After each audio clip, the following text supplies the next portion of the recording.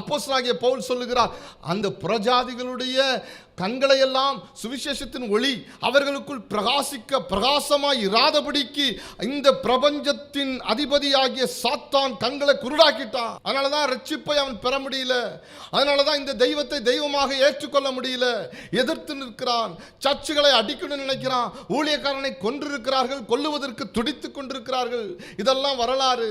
ஆனா இங்கே அப்போஸ்தலனாகிய பவுல் இப்பொழுது தன்னோடு இணைக்கப்பட்ட விசுவாசிகளுக்கும் தன்னையும் சேர்த்து சொல்லுகிறார்.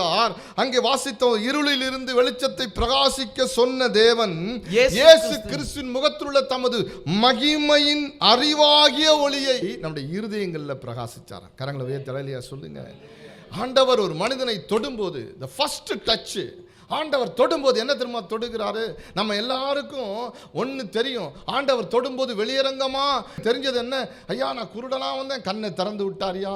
ஐயா நான் கால் முடமா வந்தேன், கால் ஹீல் ஆயிருச்சு. உள்ளே வியாதி படுக்கையோடு வந்தேன், வியாதியை சுகப்படுத்தி இன்னர் ஹீலிங் நடந்துருச்சு. இப்படி ஏதோ நாம் சாட்சிகளை கேட்போம். அது உண்மை. அது எந்த அளவுக்கு உண்மையோ அதை விட பெரிதான உண்மை, எந்த மனிதன் ஆண்டவரை சந்திக்கிறானோ அந்த மனிதனை தேவன் முதலாவது தொடுகிறதுனால் என்னத்தை தொடுகிறார்?